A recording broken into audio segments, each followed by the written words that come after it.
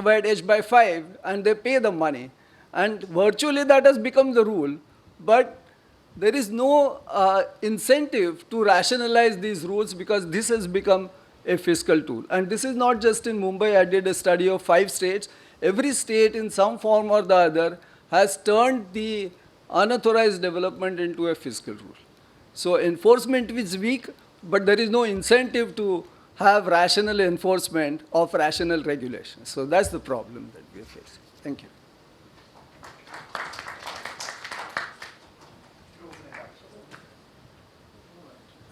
So, Anuradha, we'll now open the floor for discussion, questions, comments. Yeah, Arun. You have the mic. One is just I'm raising a sort of philosophical question. It's your last remark about the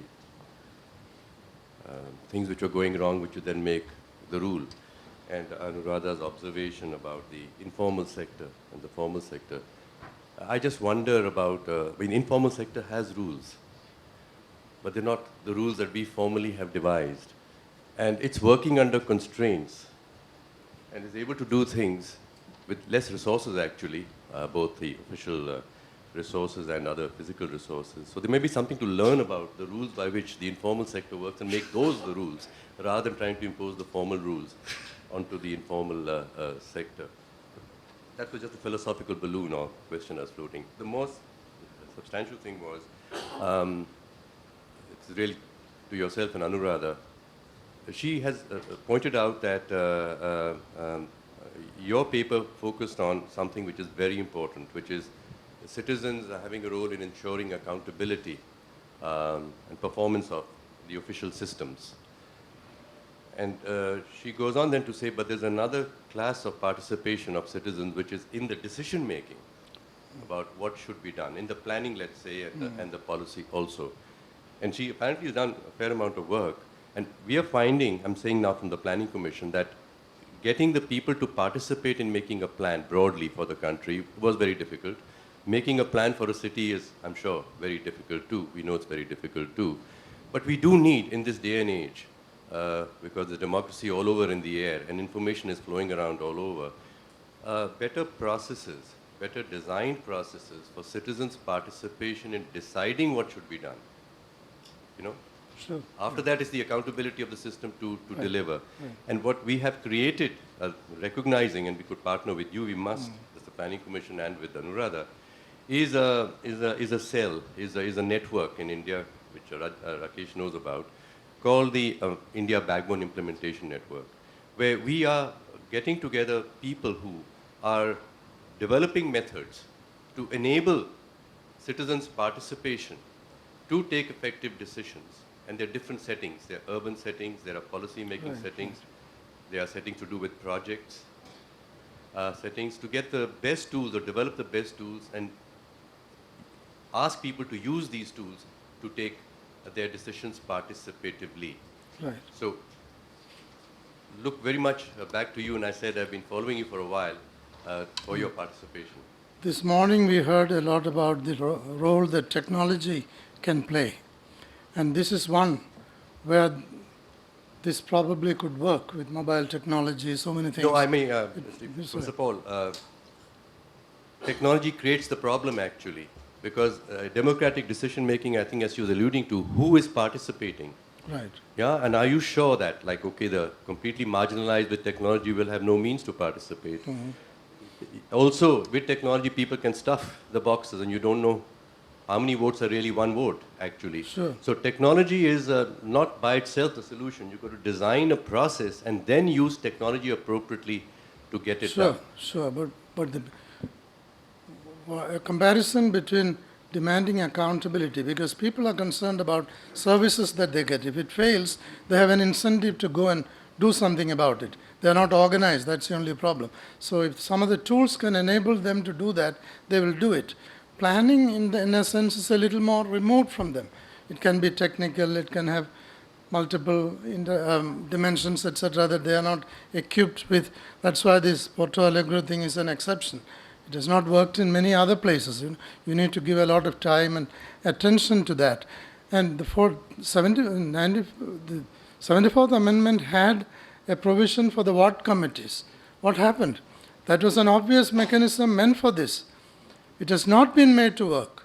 Even today, many states are not doing it. If they do it, it is by stuffing that place with their friends and chamchas and politicians. So the idea is being subverted. So this is the same problem that we discussed in the morning. You have these reforms, well-intentioned, good ideas, but not made to work. But take a ward committee. It can have only a few members, after all 10 people, maybe 12. It cannot have thousands of people. Therefore, wider participation in that sense may require something like public hearings. In Bangalore, I talked about this there, that at a sub-ward level, we could organize meetings where if the corporation wants to have a plan for the ward, make it open. Here are some ideas. What do you think? At least 100 people or 500 people may come. That's better than this 10-member committee. But what I find increasingly in our country, and that may be why many reforms do not work, when it comes to implementing them, by then the enthusiasm goes off, other interests play a role, and they are actually being torpedoed. This is the reality, and it's something that we are going to take some time. That's why continued citizen protests and objections and making things known in the public seem to be the only way to shake that tendency and pave the way for improvement. Yes. Thank you. So I was sensitive to Sam's notion that this was a residual session. We said, inclusion is yet again put as number 3 in the session after we've discussed the growth of the infrastructure and so on and so forth. So I wanted to just come back and talk about some linkages between the two. And I think we should be alert to that and thinking about that. So let me give you 2 examples. And one is more on the positive side and one is more on the sort of negative linkage, if you like. On the positive side, I think, the paper from Fatak and, Bimal, yes, I beg your pardon, on slums, one of their key sort of conclusions, recommendations, is actually to release land increase the supply of land for formal housing, which would thereby lower the cost of housing overall, and therefore lower the cost also of housing for the poor. And I think that's a very good. And that's very closely linked, I think, to the land monetization type discussion that we were doing earlier, because of course that increase in the value of land could then be taxed to be used for other purposes and so on. So I think here's a case where a policy can have both, can serve the early part of this discussion and also the latter part of this discussion. So the linkage is there. The second one, which may be somewhat more negative in nature, is the whole infrastructure type. We talk about PPP, design of it, and this and that, and financing, etc. But in terms of what that infrastructure actually does, it was sort of assumed that it would lead to growth, it would lead to the internalization of the agglomeration externalities without having any necessarily negative consequences on the inclusion front. So I think that's something also that we should be aware of. I don't need to tell you about the displacement of population when the South African World Cup and what's going on now in Rio and so on. Some of these small things, by the way, are related to that sort of thing.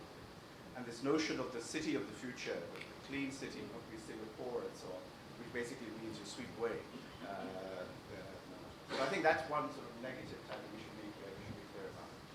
Anyway, I'll stop at that. It's just giving 2 examples that there are indeed linkages and we should be sensitive to that. Right. Well, I'll come to that. Anuradha, do you want to add anything? Oh, sorry, yeah. Yeah, go ahead. No, I just wanted to say that what I find very, we say that when we talk of participation, we talk of involving people in planning.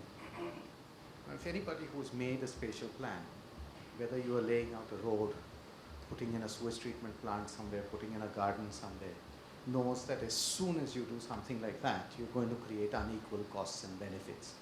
The guys around the garden are going to benefit, the guys around the sewage treatment plant are going to lose value for their land.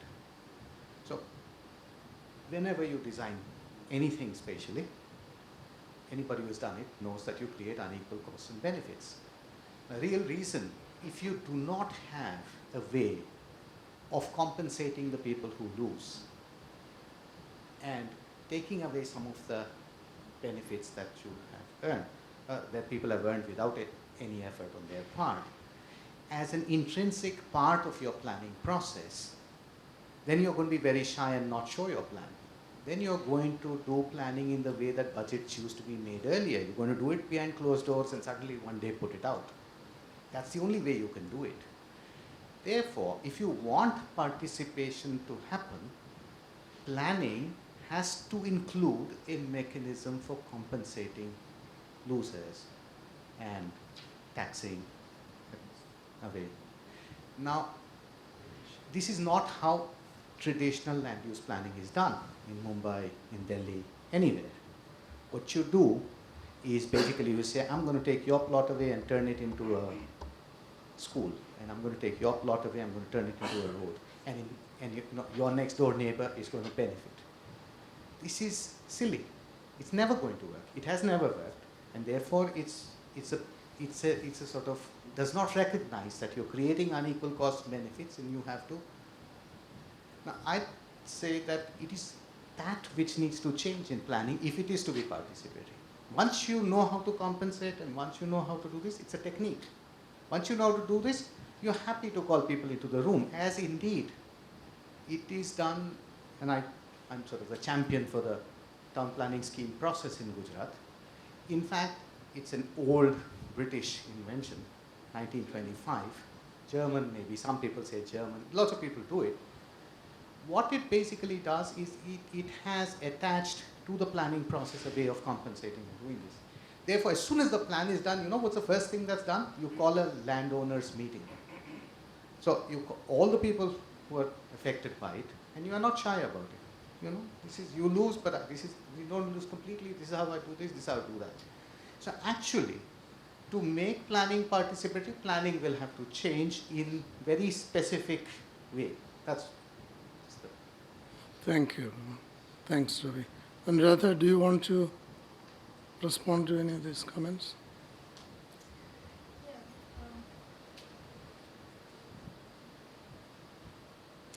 Yeah, I just wanted to also echo the fact that I don't think technology is a solution to this problem of getting participation right.